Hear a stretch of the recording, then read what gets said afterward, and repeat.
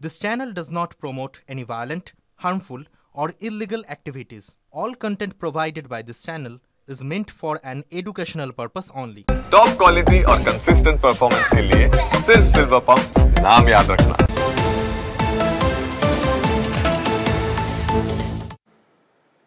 অন্যদিকে একটার পর এক দিন কেটে যাচ্ছে, কিন্তু ভাঙড়ের তৃণমূল কংগ্রেস নেতা মানে রাজ্জাক খাঁর কথা বলছি, তার খুনের ঘটনার রহস্যের পরত কিন্তু শেষ হচ্ছে না। শার্প শুটার সহ আরো দুজন এই মুহূর্তে পুলিশের জালে মানে নেক নজরে রয়েছেন। এদিকে রাজ্জাক খুনে প্রতিবাদ মিছিলকে কেন্দ্র করেও বিতর্কিত মন্তব্য করলেন এবার তৃণমূল কংগ্রেস নেতা, যা বিরোধীদের হাতে আরো একবার অস্ত্র তুলে দিল। ভাঙড়ের তৃণমূল নেতা রেজাক খান খুনে মাস্টারমাইন্ড হিসেবে গ্রেফতার হয়েছেন এলাকারই তৃণমূল নেতা এবং কয়েকজন তৃণমূল কর্মী, যা বেজায় অস্বস্তিতে ফেলেছে শাসক দলকে। অস্বস্তির কাটাঘায়ে আরও নুনের ছিটে দিলেন দক্ষিণ 24 পরগনা জেলা পরিষদের কৃষি কর্মাধ্যক্ষ বাহারুল ইসলাম। রেজাক খান খুনের প্রতিবাদে বুধবার ভাঙড়ে প্রতিবাদ মিছিল, আর সেই মিছিলে লোক ভরাতে হুঁশিয়ারি শাসক নেতার। প্রতিবাদ মিছিলে লোক ভরাতে পারলে পুরস্কার, না হলে শাস্তি। বিচ্ছিন্ন কোনো মঞ্চ থেকে নয়, এই হুঁশিয়ারি শওকত মোল্লাকে পাশে বসিয়ে।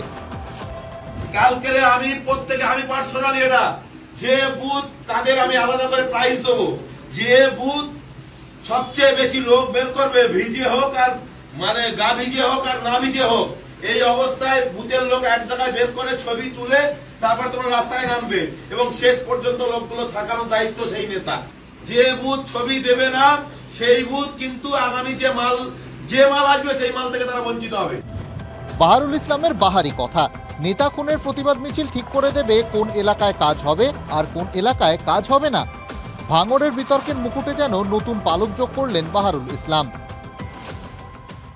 আমরা বলতাম না যে মুসলিম এরিয়া মানেই ওখানে তৃণমূলের রমরমা, সেখানেও এখন রমরমা নেই। তাই মাল কি বলেছে, মাল দেওয়া হবে, তাই মাল দিয়ে লোক আনতে হবে।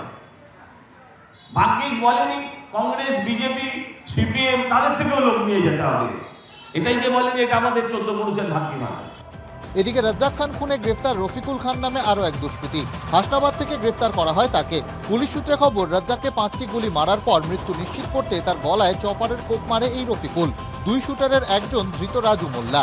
দেশি পিস্তল থেকে গুলি চালায় দুষ্কৃতীরা, খবর পুলিশ সূত্রে।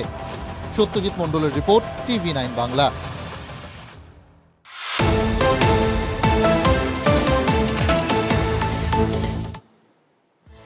শিক্ষকদের আটকাতে এবার গেটে তালা। ভাবুন, উত্তর 24 পরগনা জেলা তৃণমূল শিক্ষা সেলের পক্ষ থেকে 21শে জুলাইয়ের প্রস্তুতি সভা শুরুর কিছু সময়ের মধ্যেই ছন্দপতন। মন্ত্রী এবং বিধায়কদের বক্তব্যের আগেই প্রেক্ষাগৃহ ছেড়ে বেরিয়ে যেতে থাকেন শিক্ষকরা। মঞ্চে তখন উপস্থিত রাজ্যের খাদ্যমন্ত্রী রথীন ঘোষ, আমডাঙ্গার বিধায়ক রফিকুর রহমান। অনুষ্ঠানে যোগ দেন কৃষিমন্ত্রী শোভনদেব চট্টোপাধ্যায় এবং বিধায়ক মদন মিত্র। দেখা যায় নেতাদের বক্তব্যের আগেই হল ছেড়ে বেরিয়ে যেতে থাকেন শিক্ষকরা। আর সেই শিক্ষকদের আটকাতেই বারাসত রবীন্দ্র ভবনের বাইরের গেটে তালা ঝোলান শিক্ষক সংগঠনের সদস্যরা। এক প্রকার ফাঁকা হলে বক্তব্য রাখেন রাজ্যের মন্ত্রী এবং বিধায়করা। গোষ্ঠীদ্বন্দ্বের কারণেই বেরিয়ে যান শিক্ষকরা, এমনটা বিরোধীরা তোপ দেখেছেন। এখানে 21শে জুলাই নিয়ে মিটিং ঠিকই, আমি যখন এসেছিলাম মোটামুটি কানায় কানায় ভর্তি ছিল। এখন যদি নিজেরাই তাকান দেখতে পারবেন সেই অংশটা নেই। তার মানে কি, স্কুল যতক্ষণ হয় ততক্ষণ স্কুলে থাকা, তারপরে বাড়ি চলে যাওয়া।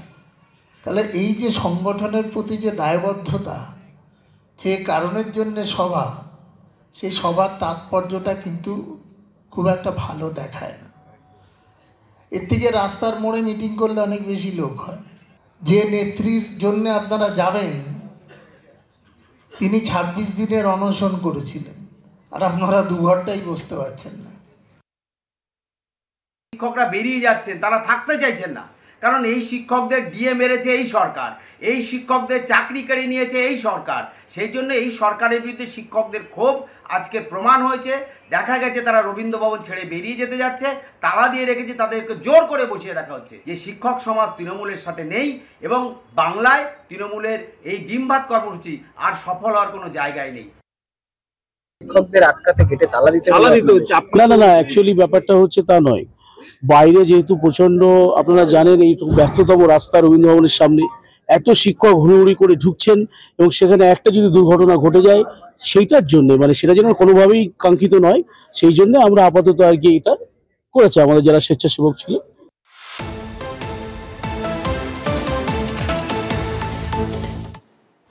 কেশিয়ারি বিডিও অফিসের কর্মীকে খুনের ঘটনায় গ্রেফতার মূল অভিযুক্ত, যার নাম শিবু রাউল। শিবু কেশিয়ারি কলেজের তৃণমূল ছাত্র পরিষদের দাপুটে নেতা। কলেজের একাধিক অনুষ্ঠানে শিবুকে তৃণমূল ছাত্র পরিষদের জেলা সভাপতি সহ অন্যান্য নেতাদের সঙ্গে দেখতে পাওয়া গিয়েছে, ছবিতে দেখা গিয়েছে। শিবুর সঙ্গে নিহত অভিষেক গঙ্গোপাধ্যায়ের যোগাযোগ ছিল, প্রাথমিকভাবে এটা জানতে পারে পুলিশ। কেন অভিষেককে শিবু খুন করলো, সাংবাদিকদের প্রশ্নের মুখে ধৃত শিবু চুপ। আপনারা শুনলেন আমার সহকর্মী ওকে প্রশ্ন করছেন,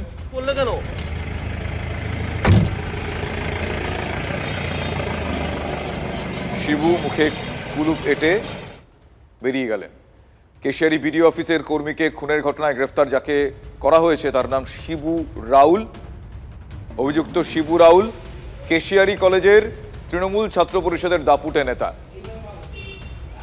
আমার সহকর্মী দেবব্রত এই মুহূর্তে আমার সঙ্গে রয়েছেন। দেবব্রত, এরকম একটা খুনের ঘটনায় তৃণমূল কংগ্রেসের ছাত্র পরিষদের দাপুটের নেতাকে পাকড়াও করা হয়েছে, ঘটনাটা কি কারণে খুন, এখনো পর্যন্ত কি জানা যাচ্ছে? দেখো, যেটা এখন অব্দি পুলিশ সূত্রে যেটুকু জানতে পারছি, মূলত মদ্যপানকে কেন্দ্র করেই আসরগ্রস্ত দিন একরকম ওই যিনি মারা গেছেন তার ভাড়া বাড়িতে, এবং সেখানেই দাপুটের নেতা যিনি তৃণমূল ছাত্র পরিষদের যে নেতা শিবুর কিন্তু যেতেন, প্রতিদিনই প্রায় যোগাযোগ ছিল এবং প্রায় প্রতিদিনই ওর বাড়িতে, সেখান থেকেই খুন। তবে নির্দিষ্ট কি কারণ, সেই কারণ কিন্তু এখনো পুলিশ খুঁজে উঠতে পারেনি। পুলিশ ইতিমধ্যে শিবু রাউলকে অ্যারেস্ট করেছে এবং তাকে আজকে কোর্টে তোলা হচ্ছে। পুলিশ নিজেদের হেফাজতে আবেদন জানিয়ে কোর্টে, এবং কি কারণে এই ধরনের খুন করা হলো তার খতিয়ে বলে জানাচ্ছে। বুঝতে পেরেছি, কোন একটা বচসা, সেই বচসা থেকে হয়তো হাতাহাতি বা তুমি যেরকমটা এখনো পর্যন্ত জানতে পারা যাচ্ছে, কিন্তু এখনো পর্যন্ত এটা জানতে পারা যায়নি যে ঠিক কি কারণে শিবু ওই ব্যক্তিকে খুন করেন। এখনো পর্যন্ত শিবুর দিকেই অভিযোগের আঙুল।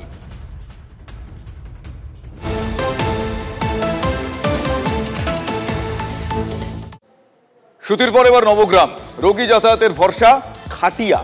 রাস্তা খারাপের কারণে গ্রামে অ্যাম্বুলেন্স ঢোকে না, ওই রাস্তা দিয়ে যাওয়ার তো কোনো প্রশ্নই ওঠে না। বাধ্য হয়ে তাই খাটিয়ায় চাপিয়ে হাসপাতালে নিয়ে যাওয়া হচ্ছে রোগীকে।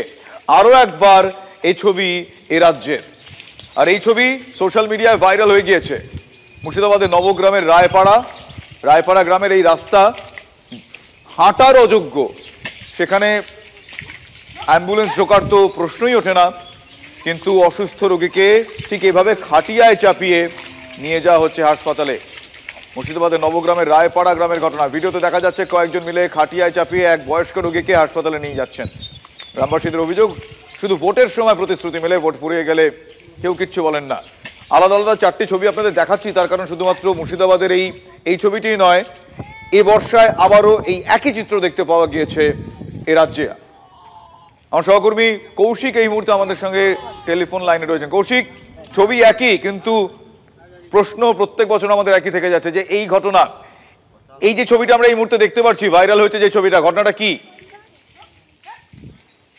দেখো, যে এটি হচ্ছে মুর্শিদাবাদের নবগ্রামের টিকনাড়া রায়পাড়া গ্রামের ঘটনা, এবং সেখানে একটি অসুস্থ রোগী তাকে নিয়ে যাওয়ার জন্য যে খাটিয়া, সেসব খাটিয়া ব্যবহার করা হচ্ছে। কারণ এই রায়পাড়া রাস্তার প্রায় 200 থেকে 300 মিটার রাস্তার বেহাল অবস্থা, বারংবার প্রশাসনকে জানানো ফলেও কোনো সুরাহা হয়নি, এবং এই গ্রামের লোকেজনের এরকমই যে কোনো অসুস্থতা হলে অ্যাম্বুলেন্স গ্রামে ঢোকে না, সেক্ষেত্রে যেতে হয়, এমনটা গ্রামবাসীদের অভিযোগ।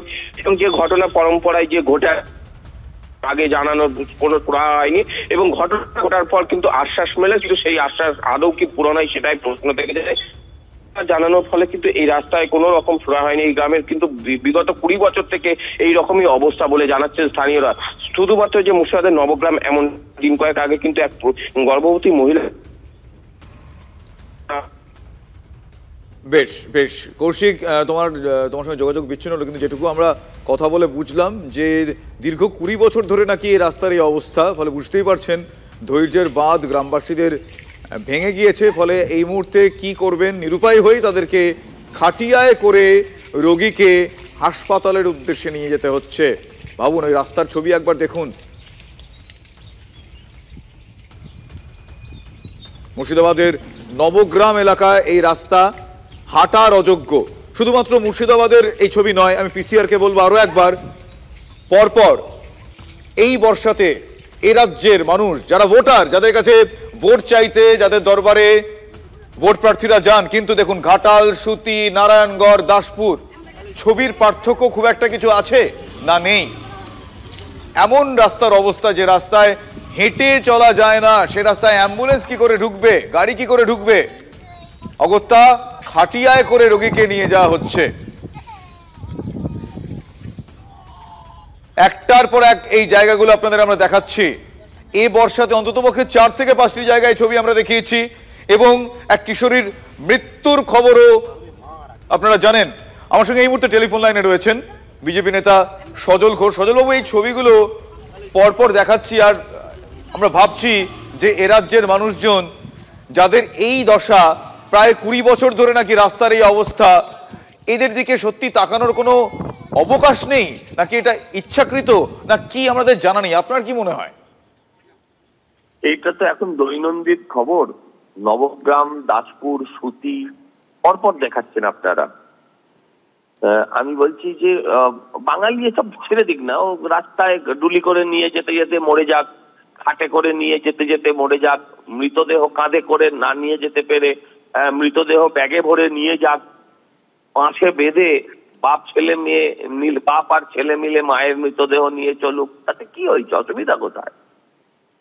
যা চলছে চলুক। আজকে তারা বরঞ্চ ভাষা আন্দোলন নিয়ে নামুক। ভাষা নিয়ে ভাষা বিচার অপমান হয়েছে পশ্চিমবঙ্গে, বাঙালিকে খুব অপমান করা হয়েছে। এটা বাঙালির অপমান নয়? এই কান্নাগুলো কি যারা কাঁদছে তারা কি বাংলা ভাষায় কাঁদছে না, তারা চীনা ভাষায় কাঁদছে? তারা বাংলা ভাষাতে কাঁদছে না? মুখ্যমন্ত্রীর কানে আওয়াজ যায় না? মুখ্যমন্ত্রী ন্যাকামি করবে আর আপনারা সারাদিন ধরে টিভিতে দেখাবেন। এই জিনিসও আর কতদিন? এই জিনিসও আর কতদিন? অসমের মুখ্যমন্ত্রী একদমই তাই। আমাদের এই প্রশ্ন যে এই ছবি আর কতদিন এ রাজ্যের মানুষকে দেখতে হবে? প্রাকৃতিক দুর্যোগে তাদের এই দুর্ভোগ, শুধু তাই নয়, বছর বছর ধরে রাস্তার এই বেহাল দশা, কবে তাদের দিকে তাকাবে প্রশাসন? এ প্রশ্ন নিয়ে তারা এখন অপেক্ষায় রয়েছেন। দেখুন সেই ছবি।